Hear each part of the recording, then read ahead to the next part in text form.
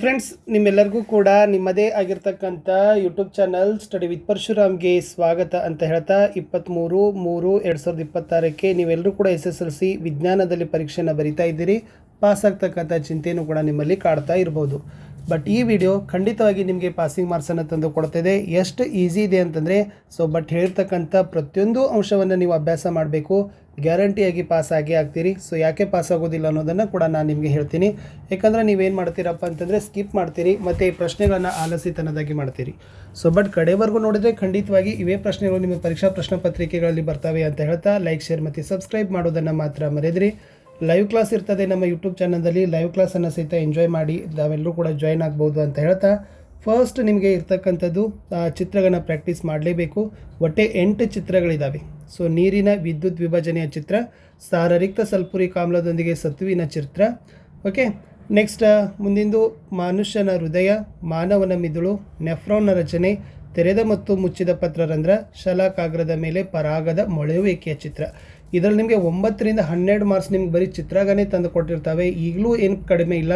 ದಿನ 2 ಚಿತ್ರ ಪ್ರಾಕ್ಟೀಸ್ ಮಾಡಿ ಪ್ರತಿಯೊಂದು ಭಾಗವನ್ನು ನೀವು ಚೆನ್ನಾಗಿ ಗುರುತಿಸೋದನ್ನು ಕಲೀರಿ. ಆ ಅಂಕಗಳು ನಿಮಗೆ ಗ್ಯಾರಂಟಿಯಾಗಿ ಬರ್ತವೆ. ಇನ್ನು ವಿದ್ಯುತ್ ಶಕ್ತಿ ಪಾಠದಲ್ಲಿ ಈ ಚಿಹ್ನೆಗಳು ಮೋಸ್ಟ್ ಇಂಪಾರ್ಟೆಂಟ್ ಇದ್ದಾವೆ. ಒಟ್ಟು 11 ಚಿಹ್ನೆಗಳಿದ್ದಾವೆ.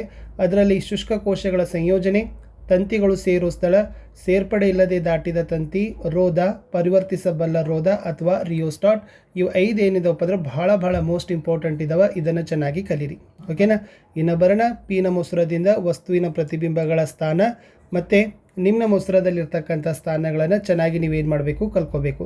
ವಿಶೇಷವಾಗಿ ಪೀನ ಮೊಸರವನ್ನೇ ಅವ್ರು ಏನು ಮಾಡಿದ್ದಾರೆ ನಿಮಗೆ ಬಹಳ ಸ್ಟ್ರೆಸ್ ಮಾಡಿ ಹೇಳಿದ್ದಾರೆ. ಪೀನ ಮೊಸರದಲ್ಲಿ ಏನು ಮಾಡಿದ್ದಾರೆ, 2F1ನಲ್ಲಿ ಇಟ್ಟಾಗ, 2F1ನಲ್ಲಿ ಆಚೆ ಇಟ್ಟಾಗ, TF1ನಲ್ಲಿ ಇಟ್ಟಾಗ, F1 ಮತ್ತು 2F1 ಮಧ್ಯೆ ಇಟ್ಟಾಗ, F1ನಲ್ಲಿ ಇಟ್ಟಾಗ. ಓಕೆ, ಇದನ್ನು ನೀವು ಚೆನ್ನಾಗಿ ಗಾತ್ರ, ಸ್ಥಾನ ಮತ್ತು ಗಾತ್ರ ಸ್ವಭಾವಗಳನ್ನು ಕಲ್ಕೊಂಡ್ರೆ ಈ ಪೀನ ಮೊಸರ ಮೇಲೆ 3 ಅಂಕ ಫಿಕ್ಸ್ ಆಗಿ ನೀವೇನು ಮಾಡ್ತೀರಪ್ಪ ಅಂದರೆ ಪಡಿತೀರಿ. ಒಟ್ಟು 4 ರೇ ಡಯಾಗ್ರಾಮನ್ನು ಕಲ್ಕೊಡ್ರಿ. ವಸ್ತುವಿನ 2Fನಲ್ಲಿ ಆಚೆ ಇಟ್ಟಾಗ, ವಸ್ತುವನ್ನು 2F1ನಲ್ಲಿ ಇಟ್ಟಾಗ, ವಸ್ತುವನ್ನು F1 ಮತ್ತು 2F1 ಮಧ್ಯೆ ಇಟ್ಟಾಗ, ಪ್ರಧಾನ ಸಂಗಮ F1ನಲ್ಲಿ ಇಟ್ಟಾಗ. ಇದು ವೆರಿ ಇಂಪಾರ್ಟೆಂಟ್ ಆಗಿರ್ತಕ್ಕಂಥ 3 ಅಂಕಗಳು ನಿಮಗೆ ತಂದೆ ಕೊಡ್ತಕ್ಕಂಥ ಒಂದು ಪ್ರಶ್ನೆ. ಇನ್ನು ಮುಂದೆ ಬರ್ತೀನಿ. ನಿಯಮಗಳಲ್ಲಿ ಇಷ್ಟು ನಿಯಮಗಳನ್ನು ನೀವು ಕಲಿತ್ಕೊಂಡ್ರೆ ಒಂದು 2-3 ಮಾರ್ಕ್ಸ್ ಆರಾಮಾಗಿ ಪಡಿತೀರಿ. ಫಸ್ಟ್ ಒಂದು ಕಲ್ಕೊಡ್ರಿ, ಓಮ್ನ ನಿಯಮ. ಸ್ಥಿರ ತಾಪದಲ್ಲಿ ವಾಹಕದಲ್ಲಿನ ವಿದ್ಯುತ್ ಪ್ರವಾಹ ವಿಭವಾಂತರಕ್ಕೆ ನೇರ ಅನುಪಾತದಲ್ಲಿರ್ತದೆ. I λ ಫಿ ಅಂತ ಇದೆ ಅಥವಾ ಫಿ λ I ಅಂತ ಇದೆ, ಅದನ್ನು ನೋಡ್ಕೊಡ್ರಿ. ಜೌಲನ ಉಷ್ಣೋತ್ಪಾದನಾ ನಿಯಮ. ವಾಹಕದಲ್ಲಿ ಉತ್ಪತ್ತಿಯಾಗುವ ಉಷ್ಣ ವಿದ್ಯುತ್ ಪ್ರವಾಹದ ವರ್ಗಕ್ಕೆ, ವಾಹಕದ ರೋಧಕ್ಕೆ ಹಾಗೂ ವಿದ್ಯುತ್ ಪ್ರವಾಹದ ಕಾಲಕ್ಕೆ ನೇರ ಅನುಪಾತದಲ್ಲಿರ್ತದೆ. ಸೂತ್ರ H=I²RT. ಬಲಗೈ ಹೆಬ್ಬೆರಳು ನಿಯಮ. ಇದರಲ್ಲಿ ಹೆಬ್ಬೆರಳು ವಿದ್ಯುತ್ ಪ್ರವಾಹದ ದಿಕ್ಕನ್ನು ಸೂಚಿಸಿದರೆ, ಉಳಿದ ಬೆರಳು ಕಾಂತೀಯ ಬಲರೇಖೆಗಳನ್ನು ಸೂಚಿಸ್ತವೆ. ಫ್ಲೆಮಿಂಗನ ಎಡಗೈ ನಿಯಮ. ಅದರಲ್ಲಿ ಹೆಬ್ಬೆರಳು ವಾಹಕದ ಚಲನೆ, ತೋರು ಬೆರಳು ಕಾಂತಕ್ಷೇತ್ರ, ಮಧ್ಯದ ಬೆರಳು ವಿದ್ಯುತ್ ಪ್ರವಾಹದ ದಿಕ್ಕನ್ನು ಸೂಚಿಸ್ತದೆ. ಬೆಳಕಿನ ಪ್ರತಿಫಲನದ ನಿಯಮ, ಬೆಳಕಿನ ವಕ್ರೀಭವನದ ನಿಯಮಗಳು ವೆರಿ ಇಂಪಾರ್ಟೆಂಟ್. ಪ್ರತಿಫಲನದ ಮೊದಲ ನಿಯಮ, ಪತನ ಕಿರಣ, ಪ್ರತಿಫಲಿತ ಕಿರಣ ಮತ್ತು ಎಳೆದ ಲಂಬ 3 ಒಂದೇ ಸಮತಲದಲ್ಲಿರ್ತಾವೆ. ಎರಡನೇದು ಪತನ ಕೋನ ಪ್ರತಿಫಲಿತ ಕೋನಕ್ಕೆ ಸಮ ಇರ್ತದೆ. ವಕ್ರೀಭವನದ ಮೊದಲ ನಿಯಮ, ಪತನ ಕಿರಣ, ವಕ್ರೀಮ ಕಿರಣ ಮತ್ತು ಎಳೆದ ಲಂಬ 3 ಒಂದೇ ಸಮತಲದಲ್ಲಿರ್ತಾವೆ. ಪತನ ಕೋನದ ಸೈನು, ವಕ್ರೀಮ ಕೋನದ ಸೈನುಗಳ ಅನುಪಾತ ಸ್ಥಿರವಾಗಿರ್ತದೆ. It's most important. ಇನ್ನು ಕಾಂತೀಯ ಬಲರೇಖೆಗಳ ಲಕ್ಷಣಗಳು ಇದನ್ನು 4 ಇದ್ದಾವೆ. ಉತ್ತರ ಧ್ರುವದಲ್ಲಿ ಉತ್ಸರ್ಜಿಸಿ ದಕ್ಷಿಣದಲ್ಲಿ ವಿಲೀನವಾಗ್ತವೆ. ಕಾಂತ ಧ್ರುವಗಳಲ್ಲಿ ಸಾಂದ್ರತೆ ದಟ್ಟ, ಪರಸ್ಪರ ಛೇದಿಸೋದಿಲ್ಲ, ಒಂದಕ್ಕೊಂದು ಸಮಾಂತರ. ಇದೊಂದು ಪ್ರಯೋಗವನ್ನು ಚೆನ್ನಾಗಿ ಕಲ್ಕೊಡ್ರಿ. ದಿಕ್ಸೂಚಿಯನ್ನು ಬಳಸಿಕೊಂಡು ಒಂದು ದಂಡಕಾಂತ ಸುತ್ತಲೂ ಕಾಂತೀಯ ಬಲರೇಖೆಗಳನ್ನು ಪಡೆಯುವ ಒಂದು ಚಟುವಟಿಕೆ, ಇದನ್ನು ಕಲಿರಿ. ಒಂದು ಬಿಳಿ ಕಾಗದವನ್ನು ಹಲಗೆಯ ಮೇಲೆ ಜೋಡಿಸಿ ಮಧ್ಯದಲ್ಲಿ ದಂಡಕಾಂತವನ್ನು ಇಡಿ. ಕಾಂತದ ಉತ್ತರ ಧ್ರುವದ ಹತ್ತಿರ ದಿಕ್ಸೂಚಿಯನ್ನು ಇಡಬೇಕು. ದಿಕ್ಸೂಚಿಯ ದಕ್ಷಿಣ ಧ್ರುವ ಕಾಂತದ ಉತ್ತರ ಧ್ರುವದ ಕಡೆಗೆ ಸೂಚಿಸ್ತದೆ. ದಿಕ್ಸೂಚಿಯ ಉತ್ತರ ಧ್ರುವ ಸೂಚಿಸಿದ ದಿಕ್ಕಿನಲ್ಲಿ ಕಾಗದದ ಮೇಲೆ ಚುಕ್ಕೆ ಗುರುತು ಹಾಕಿ ಈ ದಿಕ್ಸೂಚಿಯ ದಕ್ಷಿಣ ಧ್ರುವ ಚುಕ್ಕೆಯನ್ನು ಸೂಚಿಸುವ ಸ್ಥಳದಲ್ಲಿ ಇಡಬೇಕು.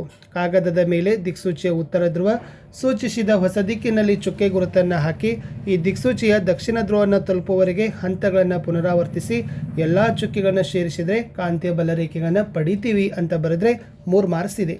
ಇನ್ನು ಎಸ್ಐ ಏಕಮಾನ ಮತ್ತು ಸೂತ್ರ, ಈ ಸೂತ್ರದ ಮೇಲೆ ನೀವು ಲೆಕ್ಕಗಳನ್ನು ಕೂಡ ಮಾಡ್ಬೋದು. ಆಮೇಲೆ ಇದರ ಏಕಮಾನಗಳನ್ನು ಕೂಡ ಕಲಿಬೋದು. ಫಿಕ್ಸ್ ಆಗಿ ಬರ್ತಕ್ಕಂಥದ್ದು ವಿದ್ಯುತ್ ಪ್ರವಾಹ ಆಂಪಿಯರ್, ವಿಭವಾಂತರ ವೋಲ್ಟ್, ವಿದ್ಯುತ್ ರೋಧ ಓಮ್, ವಿದ್ಯುತ್ ಸಾಮರ್ಥ್ಯ ವ್ಯಾಟ್, ರೋಧಗಳ ಸರಣಿ ಜೋಡಣೆ ಓಮ್, ರೋಧಗಳ ಸಮಾಂತರ ಜೋಡಣೆ ಓಮ್. ಇದು ಸರಣಿ ಜೋಡಣೆ ಸಮಾಂತರ ಜೋಡಣೆ ಕಂಡುಹಿಡಿಯಲಿಕ್ಕೆ ಕೇಳ್ತಾರೆ. ವಿದ್ಯುತ್ ಸಾಮರ್ಥ್ಯವನ್ನು ಕಂಡುಹಿಡಿದ ಸೂತ್ರ ವಿದ್ಯುತ್ ಪ್ರವಾಹ, ವಿಭವಾಂತರ, ವಿದ್ಯುತ್ ರೋಧ. ಇಲ್ಲಿ ನೀವು 3 ಮಾರ್ಕ್ಸ್ ಆದ್ರೆ ಆರಾಮಾಗಿ ಏನು ಮಾಡ್ತೀರಪ್ಪ ಅಂದರೆ ಸೂತ್ರಗಳಲ್ಲಿ ಪಡಿತೀರಿ. ಓಕೆನಾ. ಇನ್ನು ಕಣ್ಣಿನ ಹೊಂದಾಣಿಕೆ ಸಾಮರ್ಥ್ಯಕ್ಕೆ ಬರ್ತೀನಿ. ಸಂಗಮ ದೂರವನ್ನು ಹೊಂದಾಣಿಕೆ ಮಾಡುವ ಕಣ್ಣಿನ ಮಸೂರದ ಸಾಮರ್ಥ್ಯಕ್ಕೆ ಕಣ್ಣಿನ ಹೊಂದಾಣಿಕೆ ಅಂತ ಕರಿತೀವಿ. ಸ್ಪಷ್ಟ ದೃಷ್ಟಿಯ ಕನಿಷ್ಠ ಬಿಂದು 25 ಸೆಂಟಿಮೀಟರ್, ದೂರ ಬಿಂದು ಅನಂತ ದೂರ ಇರ್ತದೆ. ಸಮೀಪ ದೃಷ್ಟಿ, ದೂರದೃಷ್ಟಿ, ವ್ಯಾಖ್ಯೆ, ಕಾರಣ, ಪರಿಹಾರ, ಫಿಕ್ಸ್ ಆಗಿ ಒಂದಲ್ಲ ಒಂದು ಬರ್ತಕ್ಕಂಥ ಪ್ರಶ್ನೆ ನಿಮಗೆ ಆರಾಮಾಗಿ ಬರ್ತದೆ. ಇದನ್ನು ಬಾಹೆಟ್ ಮಾಡಲೇಬೇಕು. ಸಮೀಪ ದೃಷ್ಟಿ, ಸಮೀಪದ ವಸ್ತುಗಳು ಸ್ಪಷ್ಟವಾಗಿ ಕಾಣ್ತವೆ, ದೂರದ ವಸ್ತುಗಳು ಅಸ್ಪಷ್ಟವಾಗಿ ಕಾಣೋದೇ ಸಮೀಪ ದೃಷ್ಟಿ ದೋಷ. ಕಾರಣ, ಕಣ್ಣುಗುಡ್ಡೆಗಳು ಸಹಜ ಸ್ಥಿತಿಗಿಂತ ಉದ್ದವಾಗಿರ್ತವೆ, ಕಣ್ಣಿನ ಮಸೂರದ ವಿಪರೀತ ವಕ್ರತೆ ಆಗ್ತದೆ. ಪರಿಹಾರ, ನಿಮ್ನ ಮಸೂರವನ್ನು ಬಳಸ್ತೀವಿ. ಬಟ್ ದೂರದೃಷ್ಟಿ, ದೂರದ ವಸ್ತುಗಳು ಸ್ಪಷ್ಟವಾಗಿ ಕಾಣಿ ಸಮೀಪದ ವಸ್ತುಗಳು ಅಸ್ಪಷ್ಟವಾಗಿ ಕಾಣೋದೇ ದೂರದೃಷ್ಟಿ. ಕಾರಣ, ಕಣ್ಣುಗುಡ್ಡೆಗಳು ಸಹಜ ಸ್ಥಿತಿಗಿಂತ ಚಿಕ್ಕದಾಗಿರೋದು, ಕಣ್ಣಿನ ಮಸೂರದ ಸಂಗಮ ದೂರ ಉದ್ದವಾಗಿರೋದು. ಇದನ್ನು ಪೀನ ಮಸೂರದ ಬಳಕೆಯಿಂದ ಸರಿಪಡಿಸ್ತೀವಿ ಅನ್ನೋದನ್ನು ಬರಿಬೇಕು. ಇನ್ನಿಲ್ಲಿದೆ ನೋಡಿ, ಆಮ್ಲಮಳೆ, ಜಠರ ಮತ್ತು ಹಲ್ಲಿನ ಸವೆತ, ಇದರ pH ವ್ಯಾಪ್ತಿ ಎಷ್ಟು ಬರ್ತದೆ, ಪರಿಣಾಮ ಏನು, ಪರಿಹಾರ. Very very important. ಇದು ಅಂತೂ ಪ್ರಶ್ನೆ ಫಿಕ್ಸ್ ಆಗಿ ಬರ್ತದೆ. ಸಾಬೂನು ಸ್ವಚ್ಛಗೊಳಿಸುವ ಪ್ರಕ್ರಿಯೆಯನ್ನು ವಿವರಿಸಿರಿ, 3 ಮಾರ್ಕ್ಸೇ ಬರ್ತಕ್ಕಂಥ ಪ್ರಶ್ನೆ. ಉದ್ದ ಸರಪಳಿಯ ಕೊಬ್ಬಿನಾಮ್ಲಗಳ ಸೋಡಿಯಂ ಅಥವಾ ಪೊಟ್ಯಾಸಿಯಂ ಲವಣಗಳನ್ನೇ ಸಾಬೂನು ಅಂತ ಕರಿತೀವಿ. ಸಾಬೂನಿನ ಪ್ರತಿ ಅಣುವಿನಲ್ಲಿ 2 ಭಾಗಗಳಿದ್ದಾವೆ, ಜಲವಿಕರ್ಷಕ ಕೋವೆಲೆಂಟ್ ಭಾಗ ಮತ್ತು ಜಲಾಕರ್ಷಕ ಅಯಾನಿಕ್ ಭಾಗ. ಸಾಬೂನನ್ನು ನೀರಿನಲ್ಲಿ ವಿಲೀನಗೊಳಿಸಿದಾಗ ವಿಶೇಷ ರಚನೆಗಳನ್ನು ಉಂಟು ಮಾಡೋದೇ ಮಿಸೇಲ್ ಅಂತೀವಿ. ಈ ಮಿಸೇಲ್ಗಳಲ್ಲಿ ಜಲವಿಕರ್ಷಕ ಭಾಗ ಕೊಳೆಗೆ ಅಂಟಿಕೊಳ್ತದೆ, ಜಲಾಕರ್ಷಕ ಭಾಗ ನೀರಿನಲ್ಲಿ ವಿಲೀನವಾಗ್ತದೆ.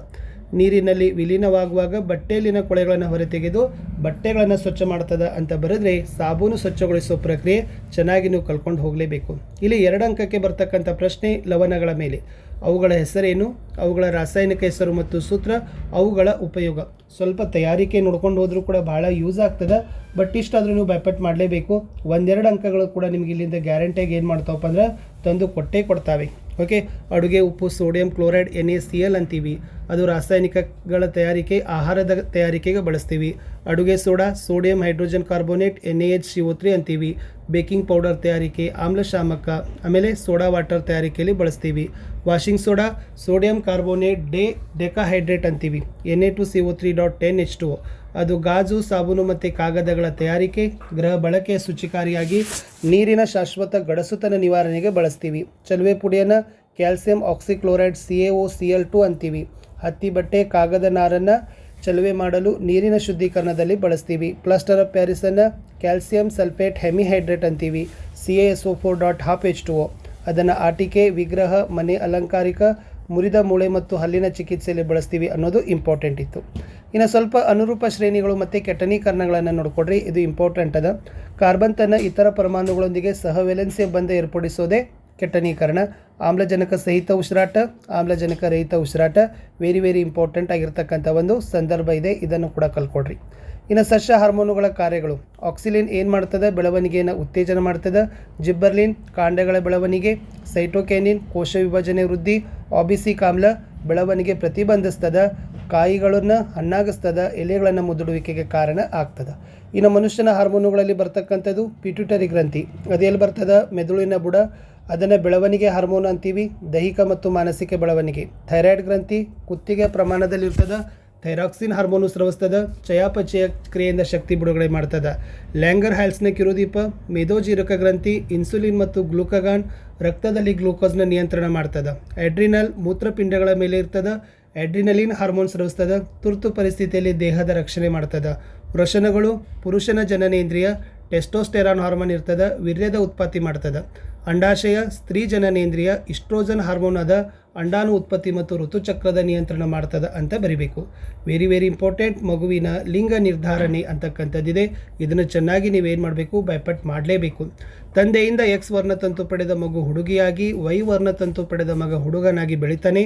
ಆದರೆ ಹುಡುಗ ಮತ್ತು ಹುಡುಗಿ ಇಬ್ಬರೂ ತಾಯಿಯಿಂದ X ವರ್ಣತಂತು ಪಡೆದಿರ್ತಾರೆ. ಆದ್ದರಿಂದಲೇ ತಂದೆಯಿಂದ ಮಗುವಿನ ಲಿಂಗ ನಿರ್ಧಾರವಾಗ್ತದೆ ಅನ್ನೋದು ಪ್ರಶ್ನೆ. ಇನ್ನು ಮೆಂಡಲ್ನ ಏಕತಳೀಕರಣ ನೋಡಿ. ಸೊ ಏಕತಳೀಕರಣವನ್ನು ಕೊಟ್ಟಿದ್ದಾರೆ.